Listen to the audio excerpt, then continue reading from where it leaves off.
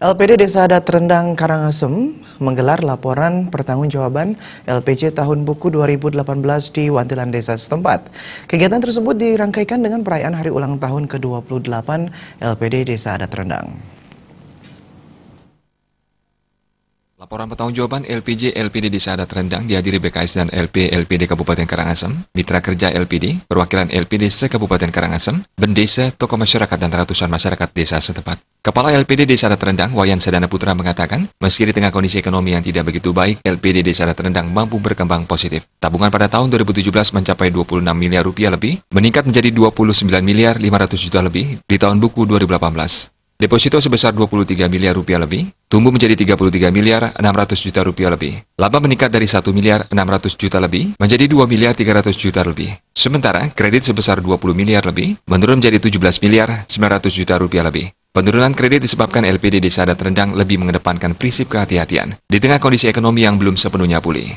Secara umum perkembangan LPD Desa Adat Rendang meningkat rata-rata 10% pada tahun buku 2018 dari tahun 2017 lalu. Dengan laba yang meningkat, maka di tahun 2018, LPD Desa Adat Rendang menyerahkan dana pembangunan ke desa adat sebesar 475 juta rupiah. Wayan Sedana Putra menambahkan, LPD Desa Adat Rendang dari tahun ke tahun selalu meningkatkan kualitasnya, baik sumber daya manusianya, pemanfaatan teknologi informasi untuk bertransaksi, serta mengutamakan pelayanan dengan proses transparan dan cepat sehingga diharapkan kepercayaan masyarakat semakin meningkat terhadap LPD. LPD Desa Adat Rendang memiliki produk layanan tabungan sukarela, simpanan berjangka, kredit, dan jasa pelayanan umum.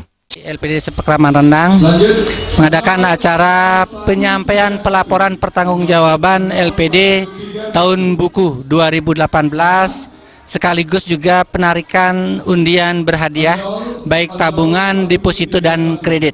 Perkembangan LPD Desa Adat Rendang dari tahun 2017 sampai dengan akhir tahun buku 2018 sudah sangat signifikan kenaikannya, itu hampir rata-rata kenaikannya sampai 10% lebih, di mana laba kemarin kita juga ada peningkatan sampai 17% lebih.